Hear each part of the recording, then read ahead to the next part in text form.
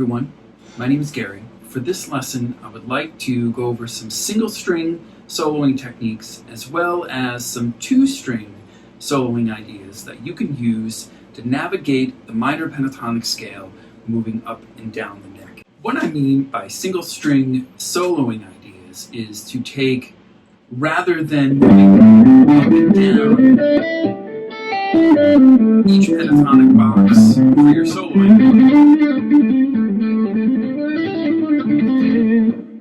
rather than doing it this way, but to go across each individual string to get some different ways of looking at the notes in the scale and maybe some new phrases that you wouldn't normally play.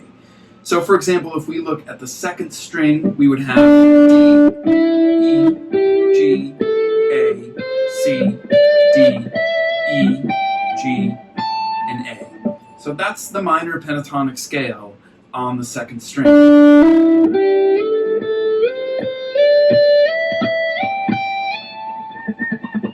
So what we could do is take each one of the notes in that string on that scale and work through different phrases and maybe, for example, bend some notes. So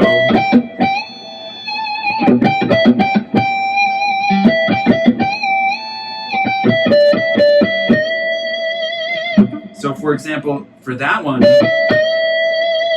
to make it a little more interesting, what I did is I bent the E flat up to the pitch of E. So even though E flat isn't in the scale, get this very useful vocal-like effect.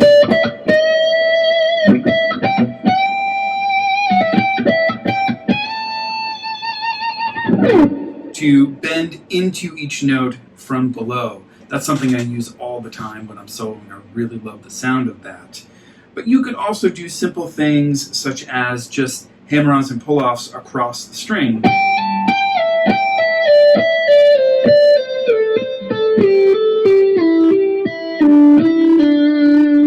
And of course ascending.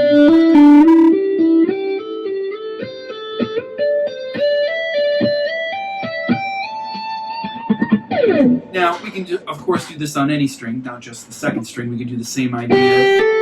So here's G, A, C, D, E, G, A, C, and D.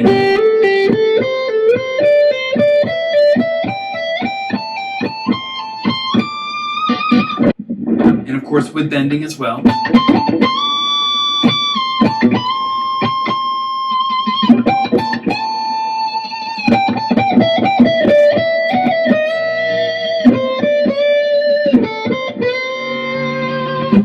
That you can use just about any note from a half step below, bending it into the note or into a note that's in the key.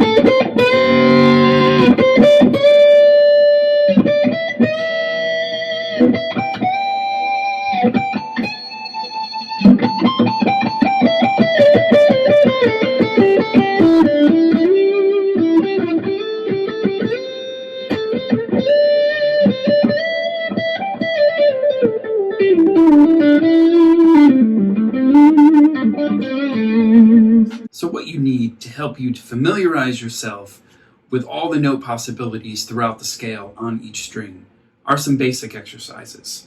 And here's one that I teach and use all the time to help with this, which would just be starting on the sixth string and alternate picking through each note in the minor pentatonic scale in each position with a position shift going on to the next pattern. So it would look something like this.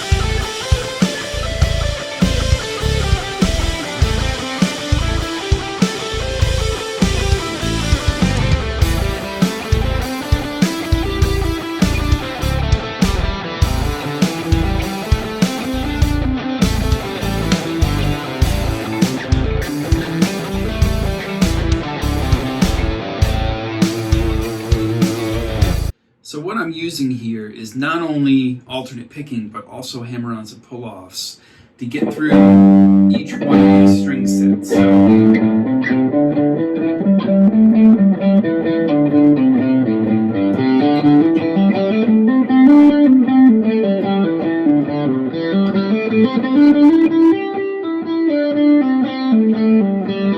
I do like the cascading nature of this exercise because you're repeating each note on each position shift. But what this helps you to do is connect each one of those positions in a musical way. So when you're trying to use this in context of soloing, it helps you learn where to go.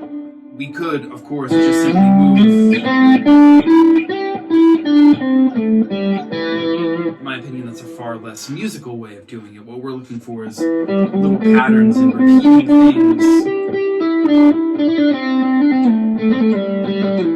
to get us through each one of those positions to be able to navigate them better. This is an exercise that I have at practicethiguitar.com that you can practice along with at 15 tempos. And what I've done is I've made backing tracks at 15 tempos where you can go through the entire exercise similar to what I just did with that backing track and really familiarize yourself with all the notes, how to play from position to position, and practice with the sight getting there as quickly and as smoothly as possible.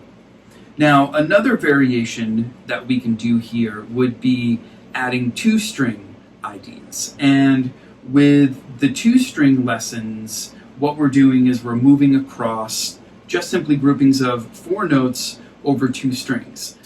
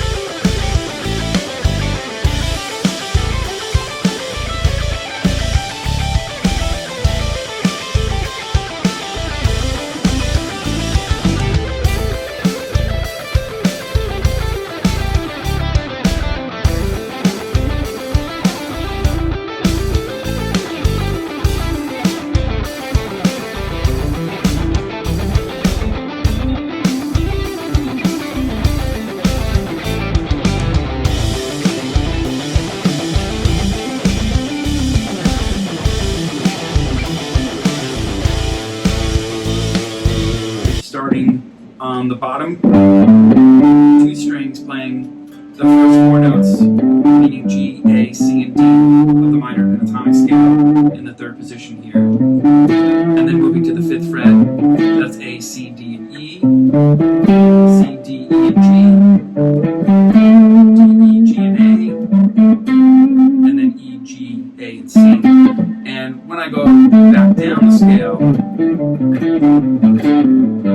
starting with the higher grouping of 4 notes and working my way backwards. So starting with those 2 strings, that gives you at least a place where you can see where the patterns repeat themselves, or more importantly, how the notes repeat themselves. And make it so you can navigate that. And then with this exercise, we would continue on.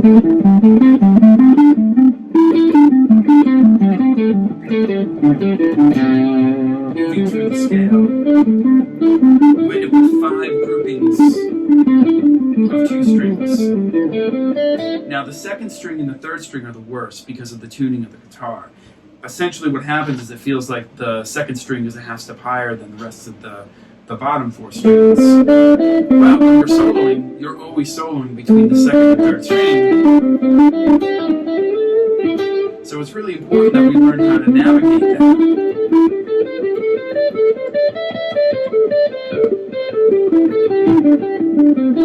I had a teacher in college, John Finn, that actually called it the warp refraction threshold. And that has stuck with me for many, many years, and I love that so much.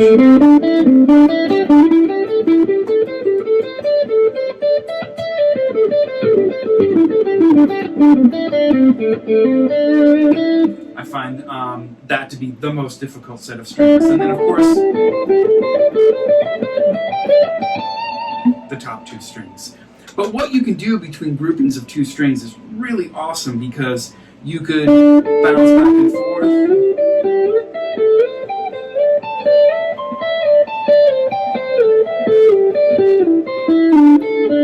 Or you could reverse that and bounce back and forth between two strings with a higher note and a lower note.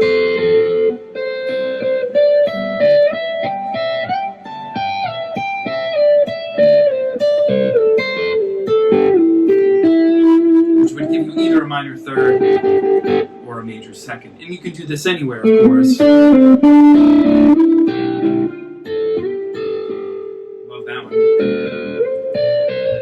I think between both the single string ideas and this two string idea, this is two extremely well put together ways of what we always say is breaking out of the box. We as guitar students tend to learn scales in this sort of box format. I know I've spent thousands of hours practicing that. What this does is get you thinking across the net. So I think that that's also extremely beneficial. I have an entire set of exercises doing this two string idea on the site that you can practice along with at 15 tempos with backing tracks. And I hope that you enjoyed this lesson. If you want to click on the link below and subscribe to my channel here, but most importantly, head on over to practicetheguitar.com, and there you can sign up and practice with these exercises and use the backing tracks to help you to build technique, put yourself on a daily practice plan to help you to just simply improve on this stuff. So again, I hope you enjoyed this, and I will see you next time.